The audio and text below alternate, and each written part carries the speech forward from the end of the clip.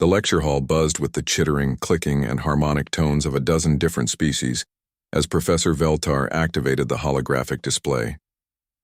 The Galactic Academy's xenobiology class was always lively, but today's topic had stirred unusual excitement among the students. Today we examine the curious case of species-specific educational restrictions, Professor Veltar announced, her crystalline form refracting the classroom lights into prismatic patterns. Specifically, the controversial ban on human participation in advanced combat simulations. A ripple of amusement swept through the amphitheater. Zixtel, a Vorthak student with 6 eyes arranged in a perfect hexagon, let out a series of derisive clicks. The soft-skinned bipeds? Surely this is a joke, Professor. Indeed, chimed Korth, his reptilian scales shifting color to display his mirth. We studied their physiology last semester. No natural armor, pathetic sensory range, laughably slow reflexes. What possible danger could they pose in a simulation? The professor's form flickered, a sign of what humans might recognize as a smile. But that's precisely why this case study is so fascinating.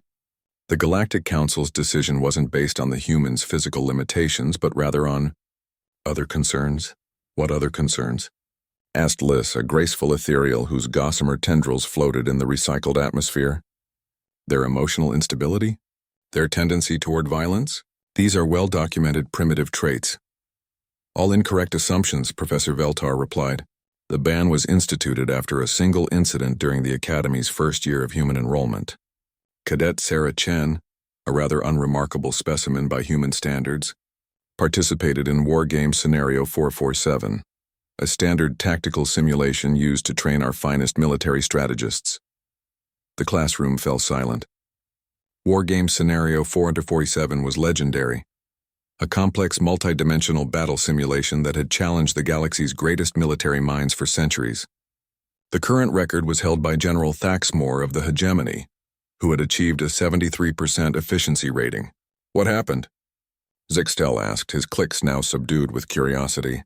Rather than tell you, Professor Veltar said, manipulating the holographic controls. I'll show you the archived footage. But first, a warning. This recording was classified for 50 years and is shown here only for educational purposes. The lights dimmed, and the holographic display expanded to encompass the entire room.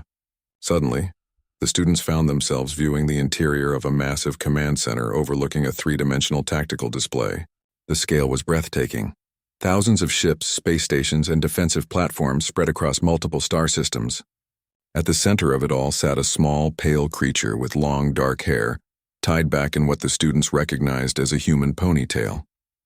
Sarah Chen looked utterly unremarkable compared to the hulking hegemony warriors, elegant ethereals and chitinous insectoids who typically commanded such scenarios. Beginning Wargame Scenario 447, announced the simulation's AI. Cadet Chen, you command the 3rd Rim Defense Force. Your mission: prevent the adversary fleet from capturing more than 30% of the designated systems. Standard rules apply. Time limit: 6 hours. The students watched as massive enemy formations began their approach, a textbook overwhelming force scenario designed to test defensive strategy and resource management. Most cadets would focus on fortifying key positions and conducting strategic retreats. Sarah Chen did neither. Instead, she began issuing rapid-fire commands that made no apparent sense. She scattered her forces, seemingly abandoning strategic positions. She launched what appeared to be suicide attacks against vastly superior enemy formations. Ships that should have been defending critical installations were instead racing toward empty space. What is she doing? Korth whispered, his scales now showing confusion rather than amusement. For the first hour, Chen's forces were decimated. Her efficiency rating plummeted below 20%. A catastrophic failure by any measure. The enemy advanced virtually unopposed, capturing system after system with minimal resistance. But then something extraordinary happened. The scattered human ships, dismissed by the enemy AI as irrelevant remnants, suddenly coordinated in ways that defied conventional tactical doctrine. They struck not at enemy strengths, but at connections, supply lines, communication relays, command and control nodes that the advanced AI had left lightly defended, because no rational commander would waste resources attacking them during an active invasion. She's not fighting the enemy fleet, Liz breathed, her tendrils quivering with realization. She's fighting the scenario itself. The enemy's advance began to falter as their coordination broke down. Without communication, the superior enemy forces began making tactical errors, attacking defended positions while leaving strategic targets vulnerable. Chen's seemingly suicidal early attacks had positioned her remaining forces perfectly to exploit these emerging weaknesses. By the third hour, the tide had turned. By the fifth hour, Chen's forces were conducting coordinated strikes against an increasingly confused and isolated enemy. The simulation's AI, designed to respond to conventional tactical thinking, struggled to adapt to strategies that violated every principle of established military doctrine. When the timer reached 6 hours, the holographic display showed an impossible result: 97% efficiency. Sarah Chen had not only prevented the enemy from capturing 30% of the systems, she had driven them into complete retreat while suffering minimal casualties. The command center recording showed Chen rising from her chair, stretching as if she had just completed a routine training exercise. Around her, senior military officers stared at the tactical display in stunned silence. The classroom lights returned as the holographic display faded.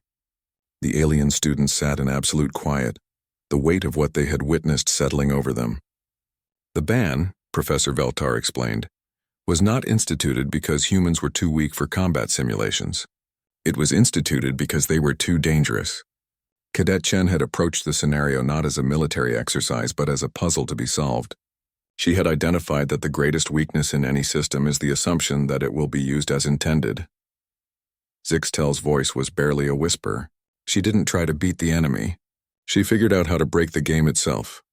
Precisely. Human cognitive patterns, shaped by millions of years of evolution on a world that rewarded creativity over conformity, approach problems in ways our AI systems cannot predict or counter.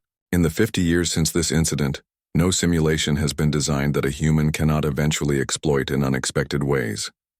The professor paused, allowing the lesson to sink in. This is why humans are not permitted in advanced combat simulations. Not because they would lose, but because they would win in ways that would render our entire military training doctrine obsolete. Sometimes the most dangerous opponent is not the strongest or the fastest, but the one who refuses to play by the rules you assume everyone must follow.